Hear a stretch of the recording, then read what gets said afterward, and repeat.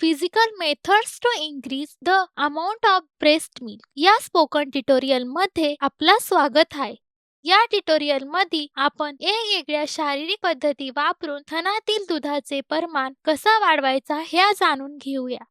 पहिल्यांदा आपण कांगारू आईसारखी काळजी घेणे इथून. या पद्धतीमध्ये जमल तेवढ्या वेळा परत आईच्या कातड्याचा बाळाच्या कातड्याशी संपर्क असणं आवश्यक आहे.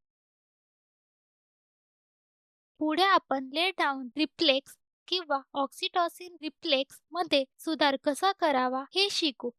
त्याआधी आपल्याला ऑक्सिटॉसिन काय आहे हे माहीत असले पाहिजे. ऑक्सिटॉसिन हा एक हार्मोन आहे जो दूध निघण्याच्या प्रक्रियेला प्रोत्साहित करतो, ज्यामुळे पोराबद्दल विचार केल्यानं दूध बाहेर पडतं. म्हणून दूध बाहेर निघण्यासाठी पहिल्यांदा आईनं आराम करायचा आणि नंतर तिच्या शांत पोराकडे बघावा. ती तिच्या पोराच्या न धुतलेल्या कपड्यांचा वास पण घेऊ शकते आणि तसाच आरामशीर गाणं ऐकू शकते. दूध बाहेर पडण्यासाठी इतर पद्धती ज्यामुळे मदत होईल ते आहे गरम पाण्याचे शेक घेणे, पाठणीच्या वरच्या बाजूला आणि थानावर चोळून घेणे. आता आपण गरम पाण्याचा शेक कसा घ्यायचा ते बघू. आईने कोमट पाण्यानं आंघोळ करायची किंवा तिने तिच्या थानावर उबदार कपडा ठेवायचा. या दोन्ही पद्धतीचा वापर थानाची भेसळ करण्यासाठी मदत कईल आणि दूध बाहेर निघल. पुढे आपण मालिश बद्दल शिकू.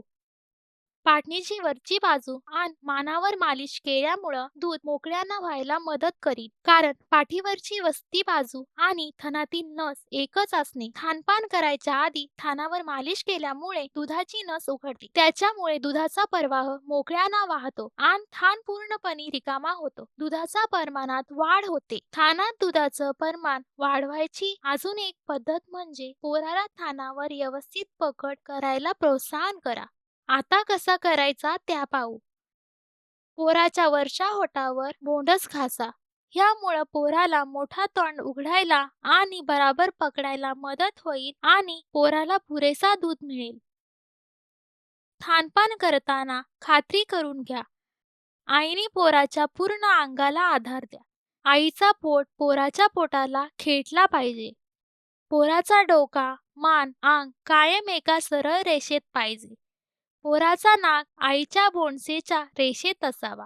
पोराची हनवटी पुढं झुकलेली आणावी आणि आईच्या स्तनामध्ये ढकलावी. खालचा ओठ बाहेरच्या बाजूस दुमडलेला आहे. खात्री करा की बाळ थानावर पकड करताना एरिओलाचा खालचा भाग जास्त तोंडात घेईल, म्हणून एरिओलाच्या खालच्या भागापेक्षा वरचा भाग जास्त दिसतो. कृपया ध्यानात घ्या, एरिओला हा पोट संभोवतीचा खोल भाग आहे. पुढे आपण अजून एक शारीरिक पद्धत बघू, ज्यामध्ये थानावर वजस दाबायचा आहे. असा केल्यानं थान दरम्यान थानाला पकडून वजस दाबा.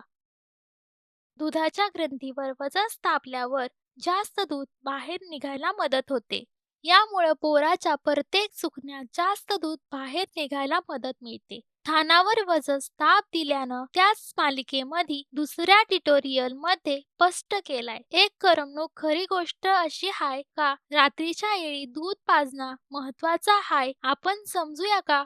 रात्रीच्या वेळी थानाच्या दुधात प्रोलॅक्टिन हार्मोनची संख्या जास्त असते. जेव्हा बाळ रात्रीच्या वेळी जास्त दूध पितो त्यामुळे थानपानादरम्यान दुधाचा प्रमाण सुधारतो, जो बाळाच्या वाढण्यास मदत करतो. दुधाचं प्रमाण वाढवण्यासाठी अजून एक महत्वाचा पर्याय आहे सतत दूध पाजणे. बाळाला किमान 24 तासात 10 ते 12 वेळा दूध पाजायला पाहिजे आणि रात्री 2 ते 3 बाऱ्या पोराला दूध पाजणं महत्वाचं आहे. पोराला उपाशी ठेवू नका. लगेच भुकेच्या इशाऱ्याकडे ध्यान द्या का बाळ त्याचा खांदा आणि पाय हलवतंय. पोराच्या गालावर स्पर्श झालेल्या कोणत्या पण वस्तूकडं त्याचा तोंड त्या वळवताय आणि वर तोंड उघडताय. ध्यानात घ्या की पोराचं रडणं हे शेवटचं लक्षण आहे, म्हणूनच पोराला लवकर भुकेच्या लक्षणा पाहता दूध पाजावा. मागचा दूध काढणं गरजेचं आहे. मागचा दूध हे थानाच्या मागच्या भागात आहे. ह्या चरबीनं बनलेला आहे. हे स्थिरतामध्ये जाड असतात. म्हणूनच आईनं हे खात्री करून घ्यावा की तिने एका थानातून पूर्ण दूध पाजलं आहे आणि त्यानंतर दुसरं थान द्यावा. आता आपण पोराला दूध पाजल्यानंतर थानातून दूध पिळून काढावा याबद्दल चर्चा करू. या पद्धतीत आईनं स्वतःच्या हातानं दूध पिळून काढून टाकावा. असं करण्यासाठी आईने एरिओलाच्या काठावर आणि स्तनाच्या कातड्यावर तिची बोटं आणि अंगठा ठेवावा. त्यानंतर एरिओलाला वजसपणे छातीच्या आतील बाजूस दाबले पाहिजे. दाबावा आणि सोडावा. पोरानं चोखून झाल्यावर हे केल्या जातो. आईनं दोनदा थानपानामध्ये दूध काढून टाकला पाहिजे. सारखं दूध काढून टाकल्याने थनामध्ये दुधाचे प्रमाण सुधारतं. नेहमी ध्यानात ठेवा, कृत्रिम बोंड आणि फॉर्म्युला दुधाचा वापर टाळा, कारण ते आईचं दूध कमी करतात. गाईचं किंवा शेळीचं दूध किंवा फॉर्म्युला दूध पाजू नका.